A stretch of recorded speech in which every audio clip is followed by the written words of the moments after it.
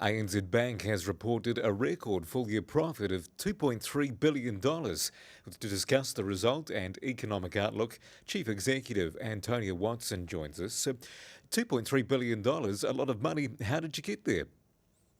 It is a lot of money. It's been, I think it's important to put it in context really, is that whilst it's a big dollar profit, in terms of profitability, it's about middle of the road if you compare it to the top 10 NZX companies.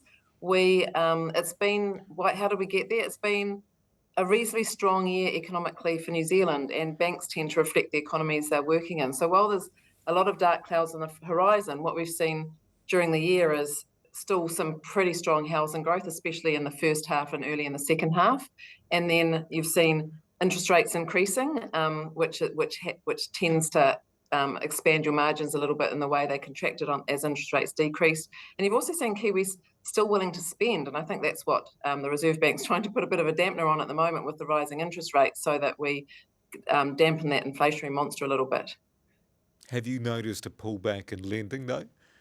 Yes, we have, absolutely. It's probably been 4 or 5 months of significantly lower growth each month than we would have seen in the first half of the year. So have those dark clouds arrived?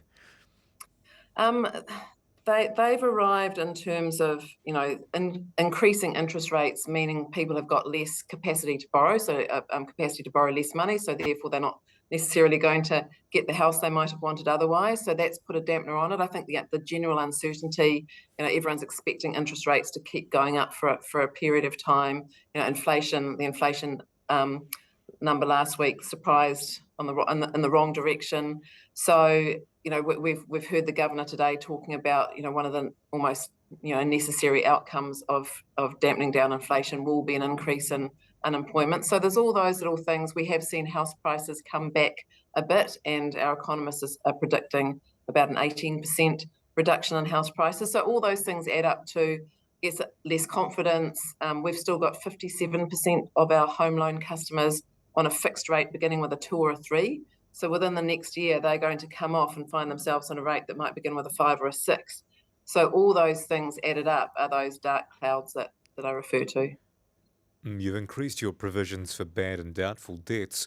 What are your expectations there? Are you expecting people to default? It's a really interesting time right now because we haven't seen signs of that. Our levels of people who are behind on payments are lower than they were pre-COVID. Still, we're seeing that tick upward. But if you add together all those things, reducing house prices, increasing unemployment, increasing interest rates, those things are sort of adding up to the environment where we see the need to put a bit more away for credit provisions.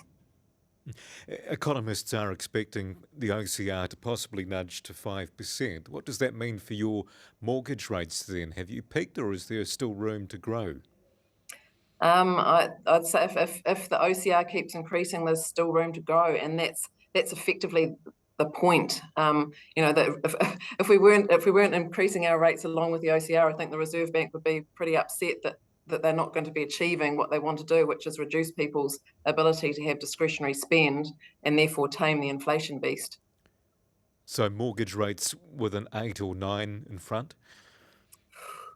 Oh, I'm not going to go there. I won't be predicting that. I mean, at the moment, if you saw a 75 basis points on what our 1-year rates at 5.9 something, I think you're not nowhere near 9. What is your outlook then for lending? Again, our economists are seeing a 3.5% increase in housing lending growth next year. That is historically on the low side. It's probably, I don't have the numbers to hand, it's probably a bit higher than what we're seeing right at this point in time. But I think, the significant increase in interest rates aligned with winter. So as spring comes along, personally, I've seen more houses with billboards outside them in our neighbourhood. So, I think we'll see, and everyone will get sort of used to the new environment, but we're certainly not expecting to see lending grow in the way it has been. And who's going to hit the hardest? Are you expecting household lending or business, or a bit of both? I think a bit of both. I mean, the business, the outcome of business again is uncertainty. You've got whilst there's been an incredible ability for businesses to pass on price increases because we as consumers have just expected it. Equally, this the monetary policy that says we want you to spend less is going to have an impact on businesses. So, we've already seen a slowdown in construction and things like that. So I think, on both sides, there's going to be that, well, let's pull back and wait and see how things play out. Are all the headwinds coming from overseas, or are there local headwinds as well?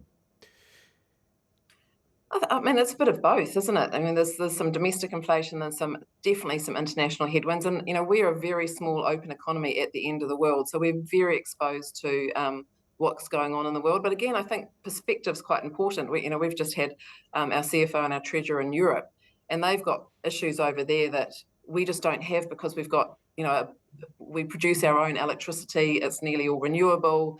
Those sorts of issues don't impact us up directly. We're not going into a winter where we're thinking we might not be able to heat our houses. But equally, if you see if Europe sort of what's the thing about the butterfly flaps its wings, we're definitely going to have an impact here because we're just so open to the rest of the world. Going by these results, it shows ANZ is in good shape. What's the outlook for your business over the next 12 months, and what sort of investments or things may you have in mind? So we continue to invest. We're continuing to invest in our customer experience and into modernising some of our legacy. Everyone talks about the banks with these big old legacy banking systems. We're looking to modernise those. But equally, a really important part of our outlook in the next 12 months is on the credit side of things. So making sure that we are keeping a watch out for our customers, hitting any distress, providing support as early as we can, encouraging them to come and see us as early as they can. We've got a lot of ability to use data now to spot trends and things early. So, if you compare to something like the GFC, it's light and day compared to the quality of our lending book, and B, the ability for us to analyse it and spot some of the weaker points and try and act on them early with our customers. So the customer focus in tough times is going to be a big one for us next year as well. Any standout indications from that data at this stage? Not really. I mean, one of the cohorts that we're looking at carefully is the people who took loans last year when we were testing at a rate of 5.8%, which at the time seemed extremely high and conservative because we were writing, 1 year fixed was about 2.4%. But, making sure that anyone that took especially a higher LVR loan at that time, that we're acting early with them if there's any signs of distress. We've not really seen it yet. But as I say, there's a lot of customers that are going to roll off onto higher interest rates coming up. One of the positives is that people's incomes have also increased over this time. We've looked at our homeowners' incomes, and they've increased by about 6% over the last year, for those that we've got the data for. So that's a positive. You forget that people don't earn what they were earning when they first took out their home loan. These days, they tend to be earning more. Antonia Watson, thanks for your time. Pleasure.